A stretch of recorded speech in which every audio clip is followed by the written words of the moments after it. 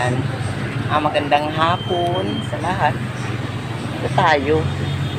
Yung noon na nasunugan noon. So, ito ngayon yung update. Unti-unti nakakabangon sila. Ito. Panoorin nyo.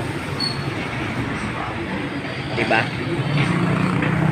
Kailangan talagang bumangon sila. Ayan. Kahit paano, ayan, nakasimula na sila ulit magdagdag. Ayan.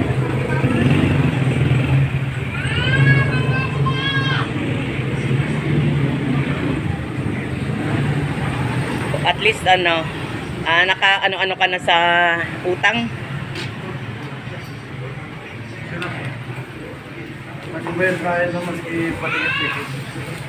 Dito ang usap ninyo dito?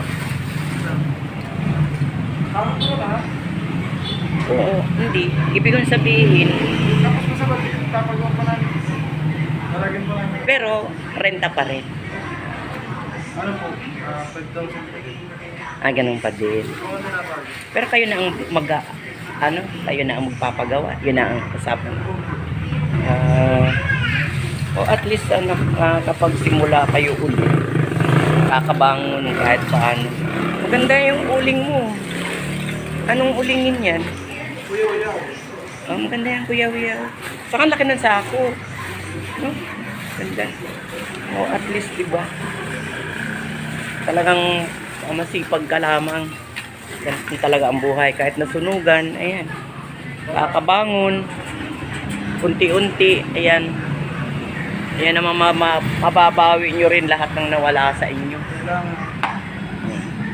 So, ang kitinda ka pa rin ng baboy, ganyan. Pero isda, ganito pa rin. Yun na lang muna. At least, di po.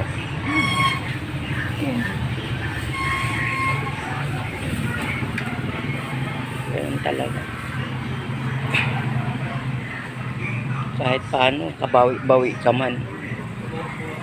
Habang maliliit pa yung anak mo, talagang Tama lang po. Tama ka muna yan.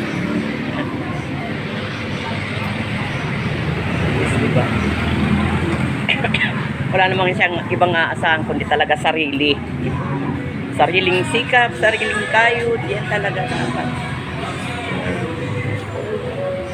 At least masipag siya. Salamat at sa pag-share mo. So, ito po. At least siya, naipakita niya yung sipag niya. Maraming salamat po sa pagpanood.